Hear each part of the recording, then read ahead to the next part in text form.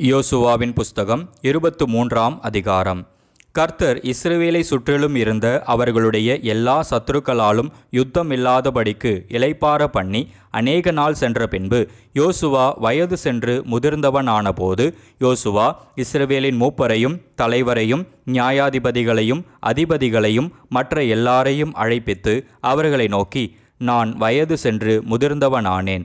உங்கள் தேவனாகிய கர்த்தர் உங்களுக்கு முன்பாக இந்த சகல ஜாதிகளுக்கும் செய்த யாவையும் நீங்கள் கண்டீர்கள். உங்கள் தேவனாகிய கர்த்தர் தாமே உங்களுக்காக யுத்தம் பண்ணினார்.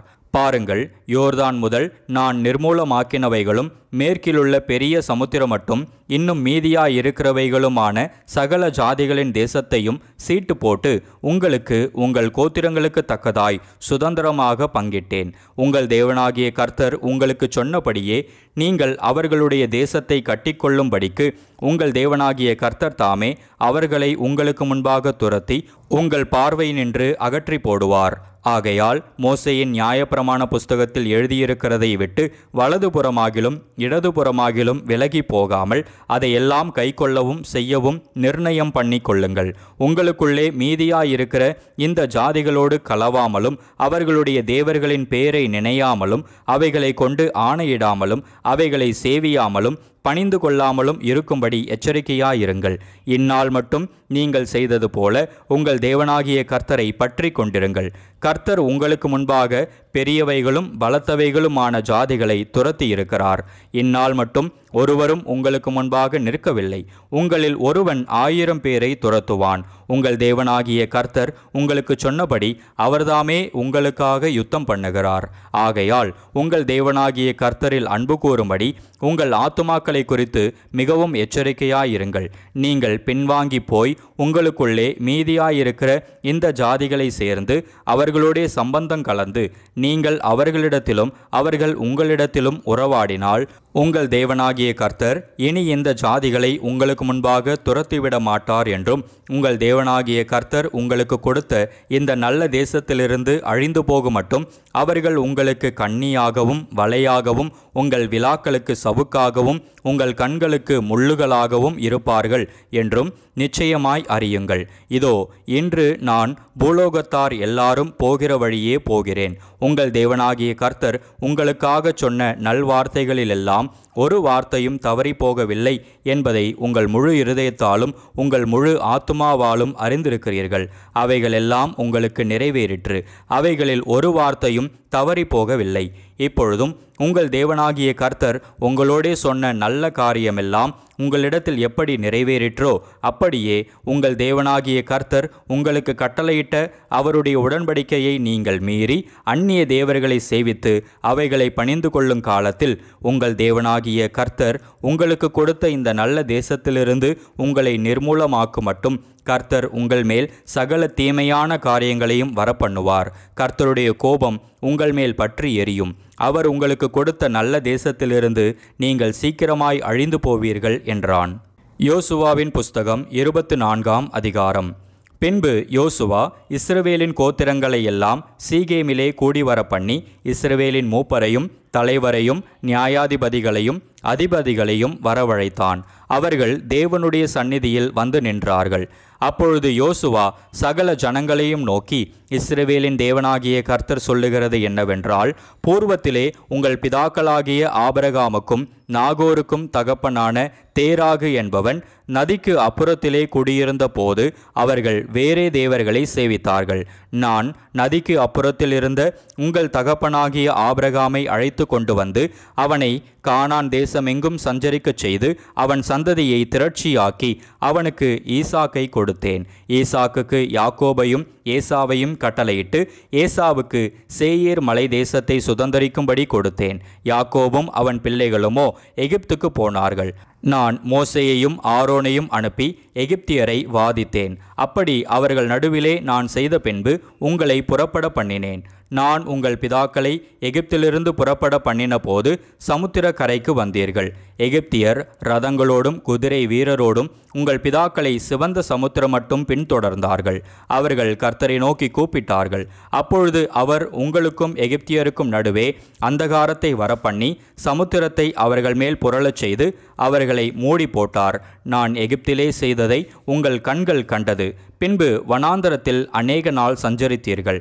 அதற்கு பின்பு உங்களை யோர்தானுக்கு அப்புறத்திலே குடியிருந்த எமோரியரின் தேசத்திற்கு கொண்டு வந்தேன். அவர்கள் உங்களோடு யுத்தம் பண்ணுகிற போது அவர்களை உங்கள் கையில் ஒப்பு கொடுத்தேன். அவர்கள் தேசத்தை கட்டி கொண்டீர்கள். அவர்களை உங்கள் முகத்தினின்று அழித்து விட்டேன். அப்பொழுது சிப்போரின் குமாரன் பாலாக் என்னும் மோவாபியரின் ராஜா எழும்பி இஸ்ரவேலோடு யுத்தம் பண்ணி உங்களை சபிக்கும்படி பேயோரின் குமாரனாகிய பிலேயாமை அழைத்தனுப்பினான். பிலேயாமுக்கு செவி கொடுக்க எனக்கு சித்தமில்லாததினாலே அவன் உங்களை ஆசீர்வதிக்கவே ஆசீர்வதித்தான். இவ்விதமாய் உங்களை அவன் கைக்கு தப்புவித்தேன். பின்பு யோர்தானை கடந்து எரிகோவுக்கு வந்தீர்கள். எரிகோவின் குடிகளும் எமோரியரும் பெரிசியரும் கானானியரும் ஏத்தியரும் கிர்காசியரும் ஏவியரும் எபோசியரும் உங்களுக்கு விரோதமாக யுத்தம் பண்ணினார்கள். ஆனாலும் அவர்களை நான் உங்கள் கையிலே ஒப்பு கொடுத்தேன். எமோரியரின் 2 ராஜாக்களையும் உங்கள் பட்டயத்தாலும் உங்கள் வில்லாலும் நீங்கள் துரத்தவில்லை. நான் உங்களுக்கு முன்பாக குளவிகளை அனுப்பினேன். அவைகள் அவர்களை உங்கள் முன்னின்று துரத்திவிட்டது. அப்படியே நீங்கள் பண்படுத்தாத தேசத்தையும் நீங்கள் கட்டாத பட்டணங்களையும் உங்களுக்கு கொடுத்தேன். அவைகளில் குடியிருக்கிறீர்கள். நீங்கள் நடாத திராட்சை தோட்டங்களின் பலனையும் ஒலிவ தோப்புகளின் பலனையும் புசிக்கிறீர்கள் என்றார். ஆகையால் நீங்கள் கர்த்தருக்கு பயந்து அவரை உத்தமமும் உண்மையுமாய் சேவித்து உங்கள் பிதாக்கள் நதிக்கு அப்புறத்திலும் எகிப்திலும் சேவித்த தேவர்களை அகற்றிவிட்டு கர்த்தரை சேவியுங்கள். கர்த்தரை சேவிக்கிறது உங்கள் பார்வைக்கு ஆகாததாய் கண்டால் பின்னை யாரை சேவிப்பீர்கள் என்று இன்று தெரிந்து கொள்ளுங்கள். நதிக்கு அப்புறத்தில் உங்கள் பிதாக்கள் சேவித்த தேவர்களை சேவிப்பீர்களோ? நீங்கள் வாசம் பண்ணுகிற தேசத்து குடிகளாகிய எமோரியரின் தேவர்களை சேவிப்பீர்களோ? நானும் என் வீட்டாருமோவென்றால் கர்த்தரையே சேவிப்போம் என்றான். அப்பொழுது ஜனங்கள் பிரதியுத்தரமாக, வேறே தேவர்களை சேவிக்கும்படி கர்த்தரை விட்டு விலகுகிற காரியம் எங்களுக்கு தூரமாயிருப்பதாக.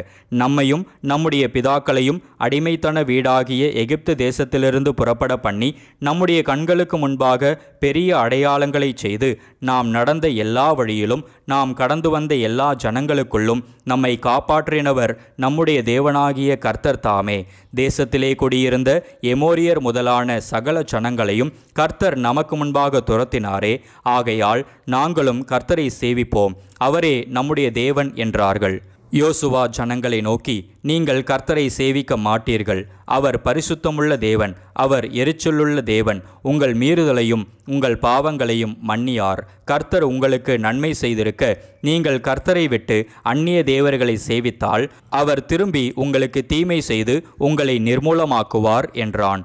ஜனங்கள் யோசுவாவை நோக்கி, அப்படியல்ல, நாங்கள் கர்த்தரையே சேவிப்போம் என்றார்கள். அப்பொழுது யோசுவா ஜனங்களை நோக்கி, கர்த்தரை சேவிக்கும்படி நீங்கள் அவரை தெரிந்து கொண்டதற்கு நீங்களே உங்களுக்கு சாட்சிகள் என்றான். அதற்கு அவர்கள், நாங்களே சாட்சிகள் என்றார்கள். அப்பொழுது அவன், அப்படியானால் இப்பொழுதும் உங்கள் நடுவே இருக்கிற அந்நிய தேவர்களை அகற்றிவிட்டு உங்கள் இருதயத்தை இஸ்ரவேலின் தேவனாகிய கர்த்தருக்கு நேராக திருப்புங்கள் என்றான்.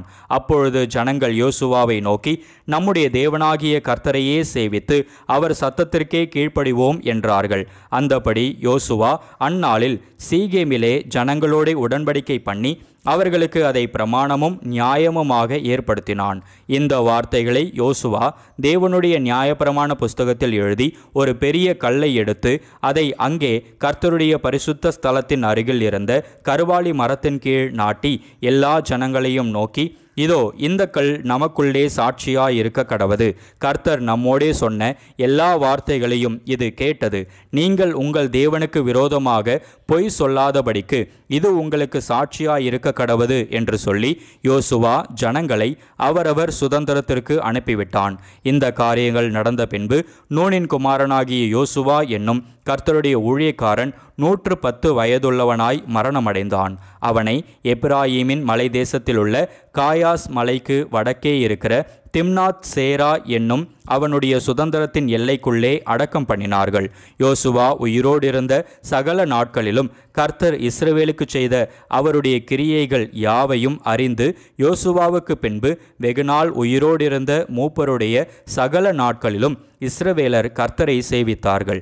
இஸ்ரவேல் புத்திரர் எகிப்திலே இருந்து கொண்டு வந்த யோசேப்பின் எலும்புகளை அவர்கள் சீகேமிலே யாக்கோபு சீகேமின் தகப்பனாகிய எமோரியருடைய புத்திரரின் கையில் 100 வெள்ளிக்காசுக்கு கொண்ட நிலத்தின் பங்கிலே அடக்கம் பண்ணினார்கள். அந்த நிலம் யோசேப்பின் புத்திரருக்கு சுதந்திரமாயிற்று. ஆரோனின் குமாரனாகிய எலெயாசாரும் மரணமடைந்தான். அவன் குமாரனாகிய பினெகாசுக்கு எப்ராயீமின் மலைதேசத்திலே கொடுக்கப்பட்ட மேட்டிலே அவனை அடக்கம் பண்ணினார்கள்.